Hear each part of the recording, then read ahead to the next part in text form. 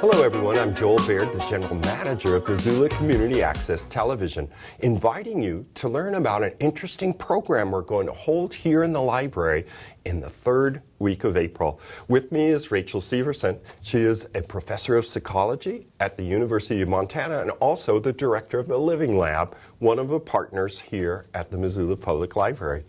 Well, Rachel, thanks for taking the time to co-host the show with me. Absolutely. It's nice to be here, Joel. Well, we're mostly here, folks, to describe to you this real interesting program that we're offering in the middle of April, but there's a very specific program on Thursday, April the 25th. I thought so. Thursday, yes. April the 25th.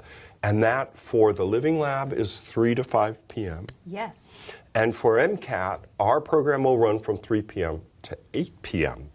But among our partners, I'm going to introduce Spectrum's contribution. So Spectrum is a discovery area of science here at the library. It occupies the second floor with an extensive exhibition, demonstration, hands-on science discovery area. It's great for kids, but it's also great for parents, right? Yeah. This program by Spectrum is going to include a display of watercolors and haiku poetry about climate change. The exhibit is going to be contributed to by 250 students at Big Sky High School. These students are all part of an integrated science program at Big Sky High School. And this opening will be available to the public on April the 16th through May the 13th. And there'll be an opening on the first Friday of May, that's May 3rd, at 5 p.m. until 7 p.m. And then, Rachel, turning to the Living Lab, do you want to explain briefly to people what the Living Lab is and does here at the library? Yeah, absolutely. So the Living Lab is a place where children and families can participate in research studies that we're doing, really focused right now on developmental psychology. And it's also a place where kids can do some hands-on, minds-on activities. And we're essentially kind of replicating what we know about child development. So it's really fun for parents and kids too to learn about how their minds and brains work and how they're developing. Yeah. Right, and you have open hours, right, where parents can come with their kiddos and undertake some various kind of fun and short activities that will help you guys in your research. Yeah, and in fact right now we're doing a study with kids 3 and 5 years old, and so you can come by anytime. We're open in the afternoons during on the weekdays, and also on Friday mornings if you happen to be in the library for story time, you can catch us then as well. And then we're also here on Saturdays, so folks can just walk right in and participate. Yeah. And you recently added an interesting activity with a robot, right? Do you want to tell people a little bit about that? Because I mean, I think it would help really the kids be like, well, that visit was worth it. Yeah, absolutely. So on Saturday mornings from 10 to 12, kids or adults, anyone. I enjoyed seeing it. Yeah, anyone. They can participate in our obstacle course challenge with our double robot. And they can operate the robot through the obstacle course. And we have kind of 2 levels of this challenge. The easier challenge is where you can, see from your point of view as you go through the obstacle course. The more difficult version is that you have to use the robot's cameras, which is a little bit more limited, right? Oh, it's like a point of view, as if you were the robot navigating the obstacle course. Yes, and so you can see in front of you, and then you can see straight down, but it's definitely more challenging. Right. So so that's every Saturday from 10 to 12. It's a really fun one. Yeah. And so Living Lab has put together what we feel is going to be a very necessary program for this summer in particular, right? I don't know if people have been watching the weather and meteorological comments, but our snowpack is well below average this year. So some expectations, I'm knocking on wood, is that we're going to see a rough fire season the summer of 2024. Yeah. And that's partly why we're breaking in between MCAT programs to tell you about this program specifically on Thursday, April the 25th, because it deals with wildfire, smoke, and air quality, right? Yeah, absolutely. Yeah. So should I say a Yeah, little bit more I about would. this? Yeah. So this is really targeted for elementary and middle school kids, although admittedly, I have to say the activities are really fun and Okay. interesting. So again, come by at any age.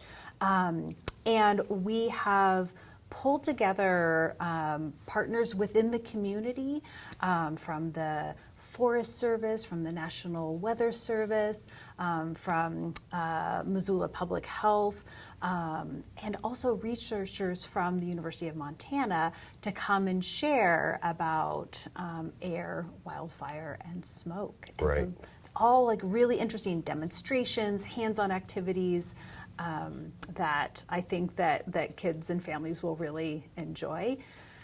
This And is it will have a protective value to a degree, right? To show people what to do when the air quality outside is really, really bad. Right. So, for example, we're going to have one of the events, one of the topics from the National Weather Service. We'll be looking at how wind affects smoke and air quality, and so Alex Lubenbiel, from the Weather Service is going to have this demonstration called "Blown Away."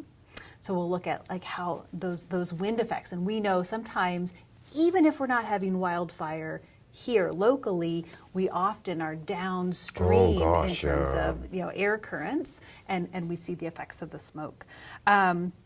And then we're going to have a demonstration with a smoke box that will show, like when you have smoke in the air, how can we use purification techniques to clean the air? And that's really important when we think about indoor air quality and what we can do in our homes. And the library is actually a really great place to be in smoke season. We have mentioned that, right? That the library has lots of great air filters. Yes. So if you're at home or at home with kiddos and there's cabin fever, which you may experience in a bad winter, setting in a bad summer. Yes. Library may be a place to go. So if you've never come here too, this is a great opportunity to come to the library with a definite program in mind and maybe leave yourself a little time to look around and see what the Living Lab is all about, Spectrum, MCAT, and of course the library itself. Absolutely. It's a big building, people, It at is. 455 East Main in downtown Missoula. And when you want to know anything about what we're talking about, they talked about so much, because look, we've already, it's 721-BOOK. So you just call 721-BOOK, whatever number that is. And the friendly operators here at the library will repeat what we're saying. They can look up the wildfire, smoke, and air quality events and all kinds of things. Tell you all about it. And the hours for all the partners. Absolutely. Yeah. So this sounds really informative, it's though, gonna be to have really fun. meteorologists here, fire researchers here.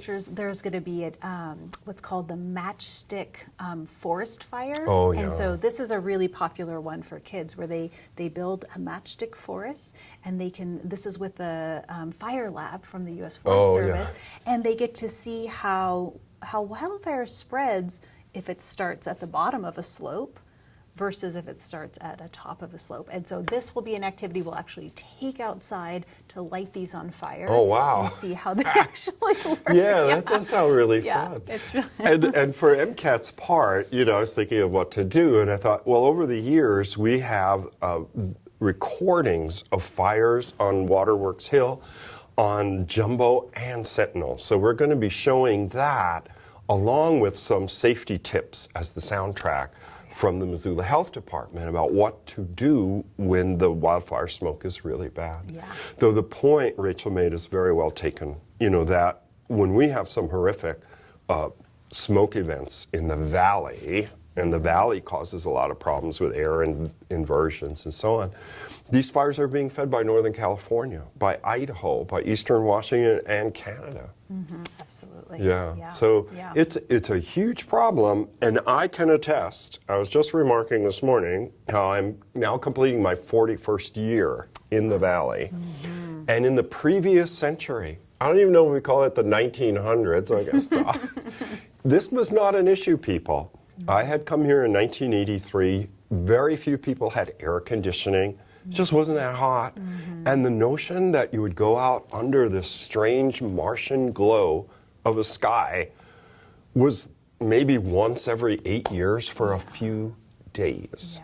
Yeah. And now it's a reality that's almost coming like clockwork. Yeah, right. And Yeah. that's partly why we're concerned, right? And we want to have a culture of understanding and education Right. and ways in which you can be resilient in a new challenge. Yeah, because it is a absolutely. new challenge. Absolutely, yeah. It's really important for us to understand what are the effects on, thinking about human health. Yeah.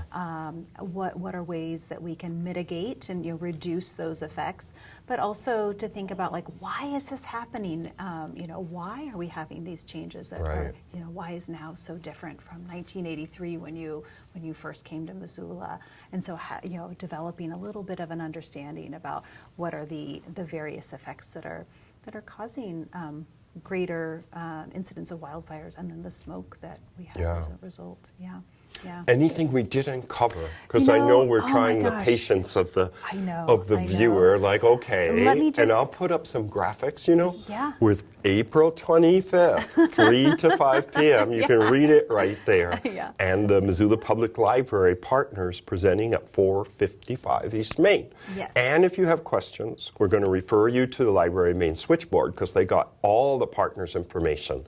At 406, another change from when I first came here, Right. 71 book. Yeah, that's great. I think that know that it's going to be a lot that's going to be happening. It's going to be really fun, and it's really rapid pace. It's only going to be from 3 to 5, which is great on a Thursday. Early out for kids. Yeah. They get out at 2:30 from the public schools, and they can come right over and have a really nice experience with activities really designed and focused on their learning Yeah. and their experience. And all these programs are absolutely free. Yeah. There's no admission Nope. charge. You don't have to be a member of a club. It'd be great if you got your free library card while you were here. Yeah. But it's a no-cost event that's going to be both fun and educational. Yeah, and I think that it really illustrates how this new library, well, we've been here for a few years now, but this new library, if you haven't been, you'll see that this is a library designed for the people rather than old libraries designed for books, right? Yeah, this that's is really right. designed for people, Yeah. and it's really our place, the people's place, yeah. So you got an invitation, dear viewer, on a very important topic. So once again, it's wildfire air quality and wildfire smoke on Thursday, April the 25th. And you got a bonus. If you went up to the second floor, you can see 250 watercolor paintings, haiku poetry about climate change from our partners at Spectrum. Yeah, Well, absolutely. Rachel, Yeah. thank you for taking the time. Yeah, my pleasure, Joel. Thanks for having me. You know it, and thank you, dear viewer, for taking the time to learn about this interesting and free program at the library. For MCAT, I'm Joel Baird. Thanks for watching.